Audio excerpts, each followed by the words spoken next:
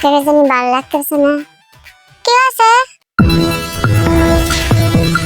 আর বুকটার মধ্যে খালি দরফর দরফর দরফর করতেছে। বুকের ভিতরে খারাপ লাগতেছে, অনেক অনেক খারাপ লাগতেছে, মেলা খারাপ লাগতেছে। কাশতেছেন কিসের জন্য মা? কাশি হলো কখন? আমি বুঝতেছি না। আজকে ব্যথা হইতেছে। আস্তে আস্তে আস্তে আস্তে এরকম খারাপ লাগতেছে, মরেছে মরে যে জায়গা তাহলে খুব ভালো হইতো। কোনে যাবেন? দেখেন মার্কেটে গেলে কিন্তু আমাকে না নিয়ে যাবেন না। মার্কেট কি দা আপনি একটু আস্তে আস্তে কোন বুঝবো না। কি কইছেন? আমার যে কষ্ট হইতেছে, আমি যদি এই বাড়ির নিচে গিয়া কবরের মধ্যে ঘুমাইতাম আমার তো আরাম লাগতো। ও বুঝতে পেরেছি, আপনি কবরের কথা বলছেন। কবরে মরে গেলে ভালো লাগতো।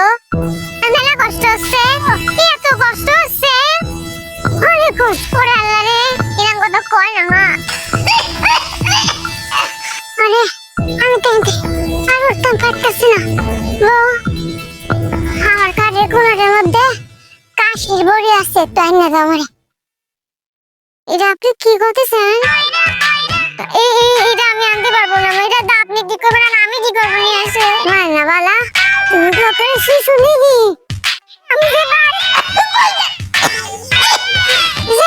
আমি কাশতে কাশতে করে মরে যেতেছি গা।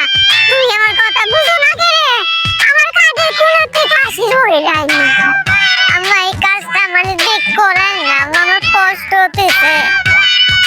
আমার ভূত থেকে তো ভূত আমার কামড়া করে দিল রে গো। আমার ভূত নাই না বালা। রাখছি রাখছি।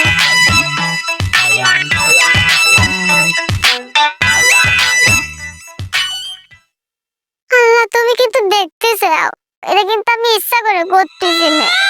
মা কিন্তু আমার মেলা বার করে কইছে, আমার মেলা কষ্ট হতেছে।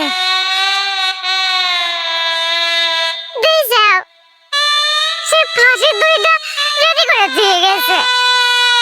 ওরে আল্লাহ রে,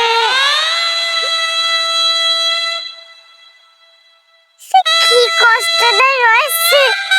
সে মরার জন্য দড়ি বলদ রেডি করে দিয়ে গেছে। আল্লাহ আমার শক্তি দাও, হাত পা কাঁপতেছে।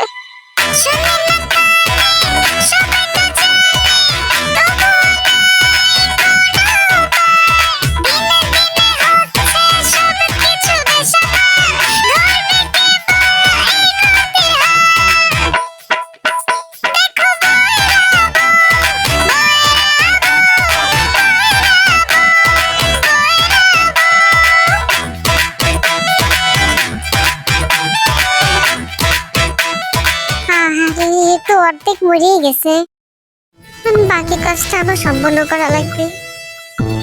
এটা কিছু হলে আমি কেমন করে করবো? আমার কষ্ট হতেছে না।